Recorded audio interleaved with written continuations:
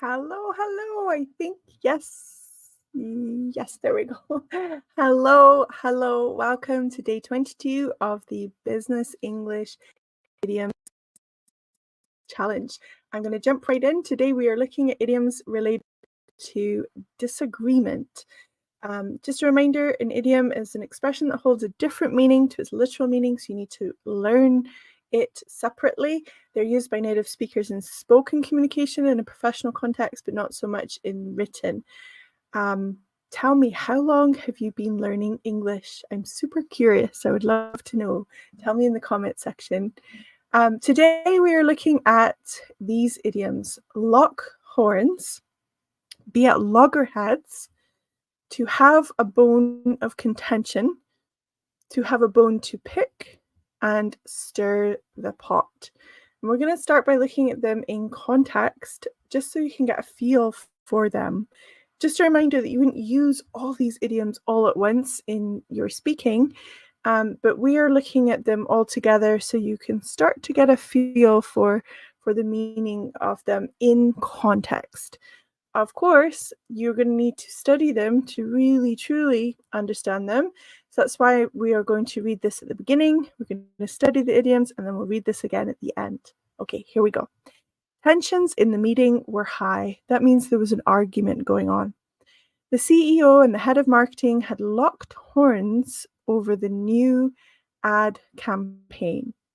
They seemed to be at loggerheads over every little detail, from the slogan to the target audience. The slogan is the words that a company uses to really stand out. For example, Nike has the slogan, "Just do it." And the target audience is the intended group of people that they are selling to. However, their main bone of contention was the budget. The CEO wanted to allocate, as in give, wanted to allocate some of the funds to other departments, while the marketing head insisted on a bigger slice for the campaign.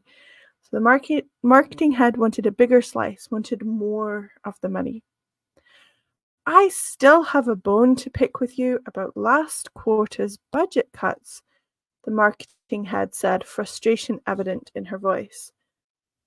Meanwhile, CFO, Chief Financial Officer, known for trying to stir the pot, brought up old budget arguments, which of course didn't help. Okay, to bring up means to mention something. So they mentioned other arguments. The atmosphere was charged. That means the same as saying that tensions are high. The atmosphere was charged, and everyone knew that a resolution needed to be found quickly. Okay, so not a good situation. Let's look at them one by one, these idioms about disagreement. Lock horns. What do you think it means? There we can see two beautiful creatures, and they have locked horns. So I think reindeer do this, I believe. Elk do it. They challenge each other by butting heads, and sometimes their horns get locked together. So in animals, it means to challenge each other and kind of get stuck in that challenge. What do you think it means with humans? The managers often lock horns over the best approach to increase sales. During the meeting, the team members locked horns about the project's direction. It means to engage in a conflict or argument. Not a huge argument, but it's a situation where you're saying, I don't agree with you. No, I don't like that. So we can also talk about clashing, arguing, fighting, disputing, squaring off, or facing off. Those last two are very informal. Clash, argue, and fight are a little bit more formal. So we say that someone is clashing with another person if their opinions are not matching. Have you ever locked horns with a colleague over a project? That's quite a personal question, so I completely understand if you don't want to write about that on the internet.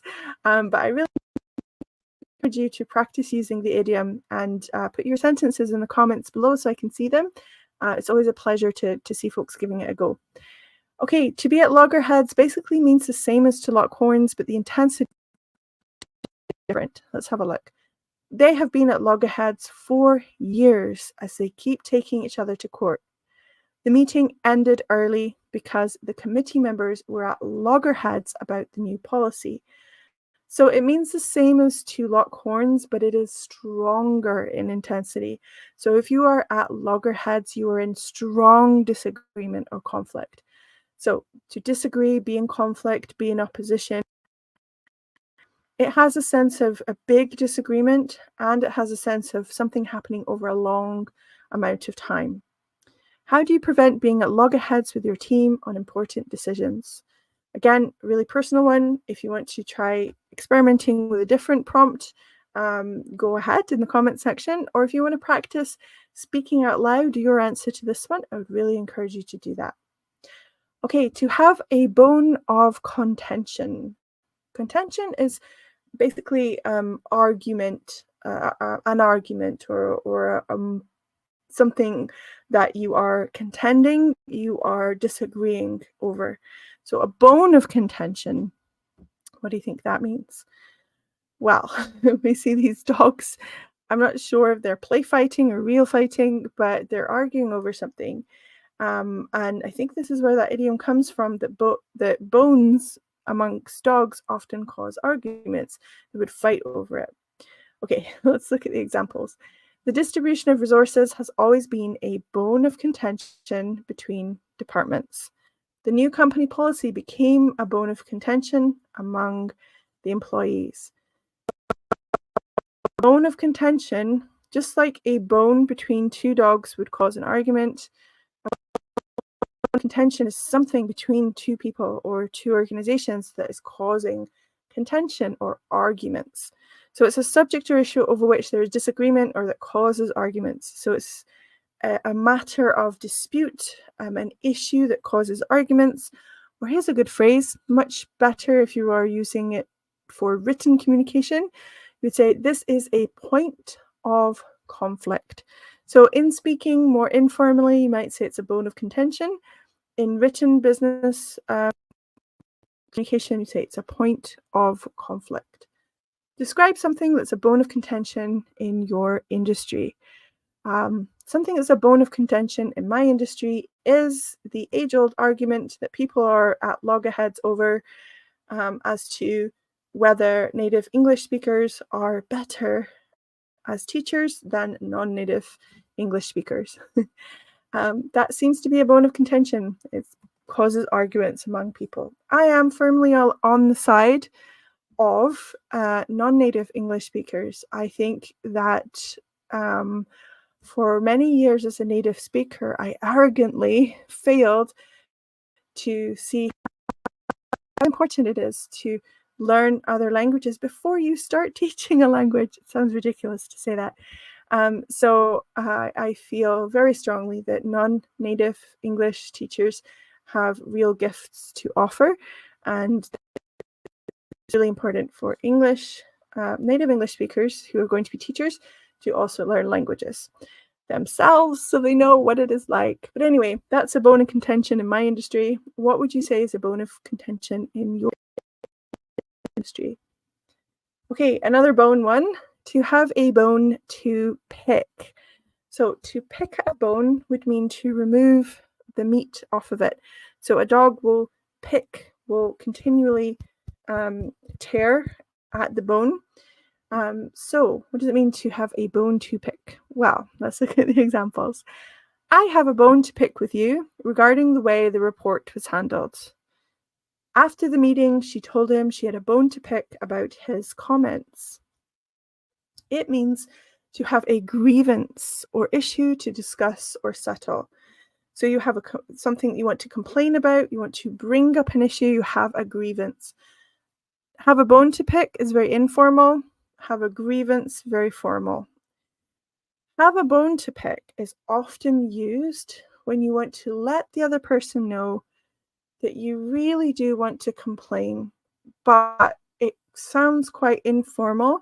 And if you say it in a friendly tone, it kind of gives the other person a warning, but without being rude. So you might say, I have a bone to pick with you.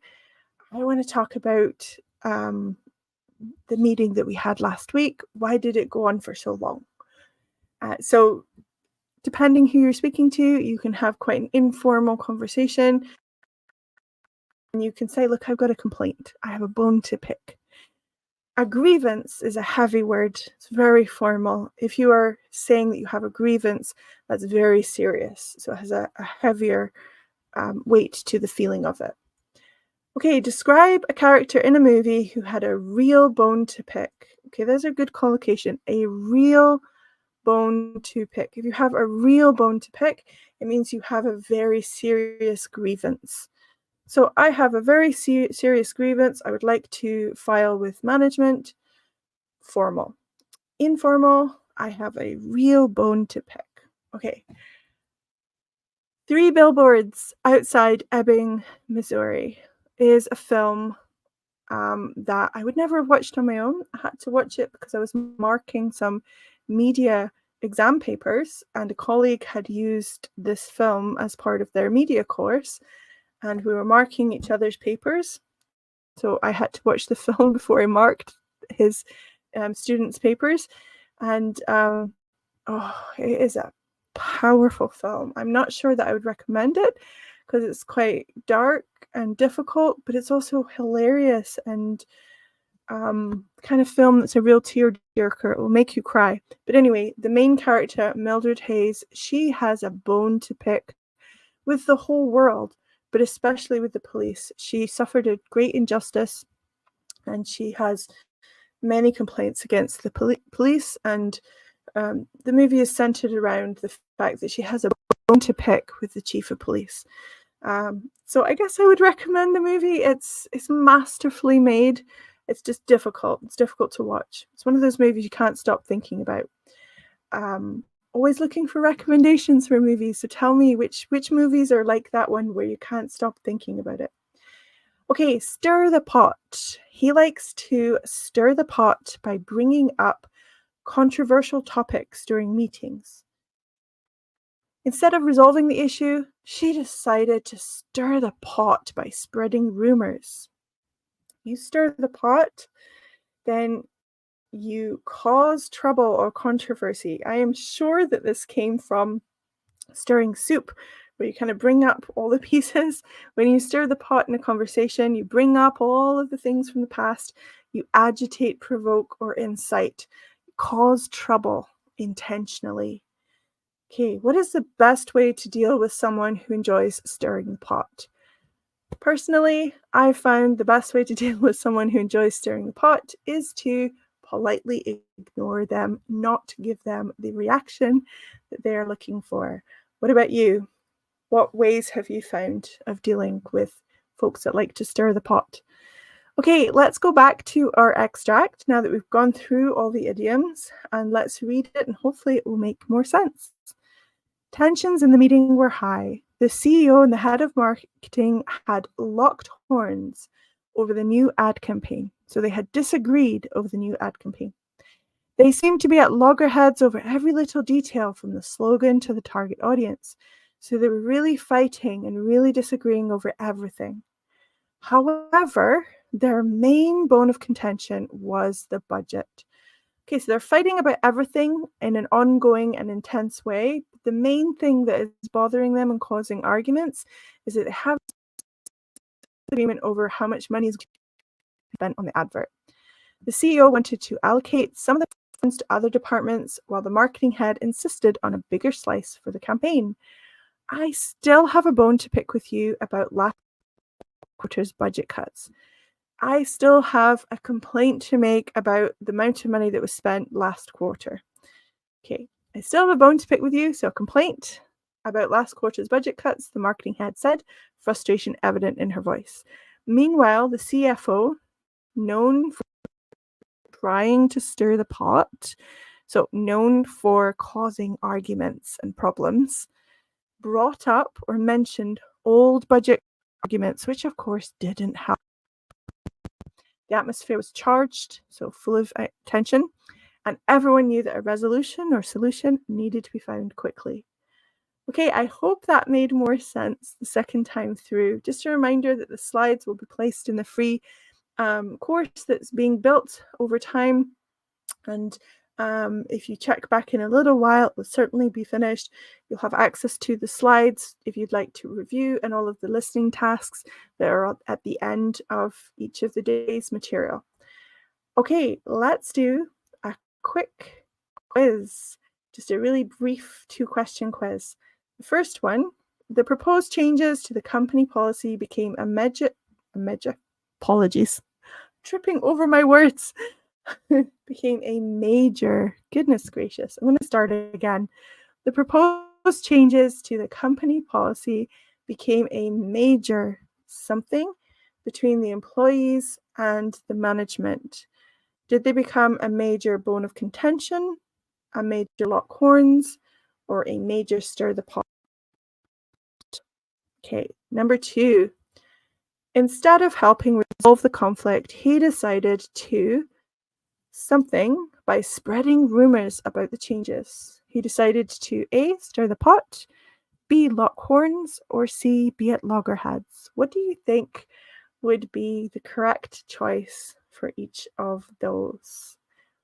Okay, so for number 1, it is A. Proposed changes to the company policy became a major bone of contention. That's a good collocation, major bone of contention.